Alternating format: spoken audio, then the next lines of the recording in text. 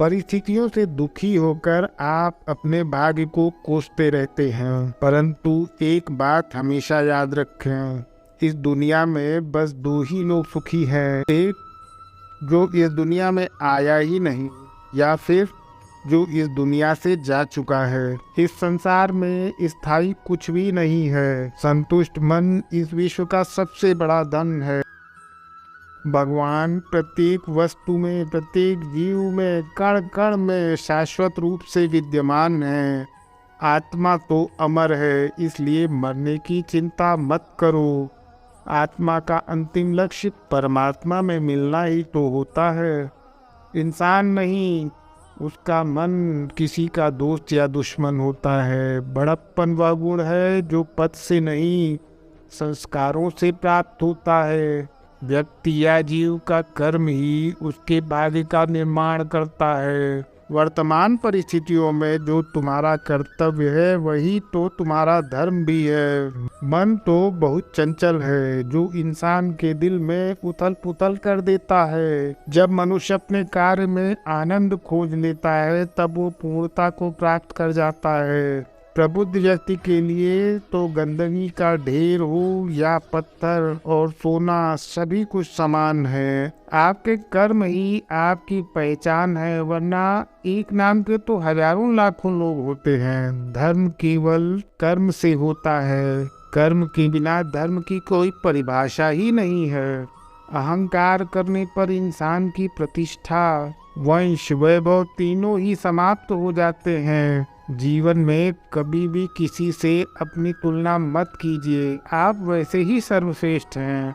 बुरे कर्म करने नहीं पड़ते, हो जाते हैं, और अच्छे कर्म होते नहीं, करने पड़ते हैं। जो अपने मन पर नियंत्रण नहीं रखता है वह धीरे धीरे अपना ही शत्रु बन जाता है। बुद्धिमान व्यक्ति को समाज कल्याण के लिए बिना आसक्ति के साथ काम करना चाहिए। स्वार्थ संसार का ऐसा कुआं है जिसमें गिरकर निकल पाना बहुत कठिन होता है। स्वास्थ्य के लिए योग और किसी की जरूरत पर सहयोग, दोनों से ही जीवन बदलता है। दुष्ट लोग अगर समझाने मात्र से समझ जाते तो यकीन मानिए महाभारत कभी होता ही नहीं। मनुष्य अपने विश्वास से निर्मित होता है। जैसा आप विश्वास करते हैं आप वैसा ही बन जाते हैं। मान अपमान, लाभ हानि, खुश हो जाना या दुखी हो जाना, यह सब मन की ही तो शरारत होती है। जिसे तुम अपना समझकर मन ही मन बहुत खुश हो रहे हो, वही प्रसन्नता तुम्हारे दुखों का कारण है। और उस इंसान का मंजिल से भटक जाना एकदम तय होता है जिसकी संगत में नकारात्मक लोग होते हैं। अगर आप भूल से भी किसी नकारात्मक व्यक्ति का साथ कर लेते हैं तो अपने उद्देश्य से भटकना एकदम तय है। प्रेम तो सदैव ही माफ कर देना जानता है और अहंकार सदैव माफी सुनना पसंद करता है।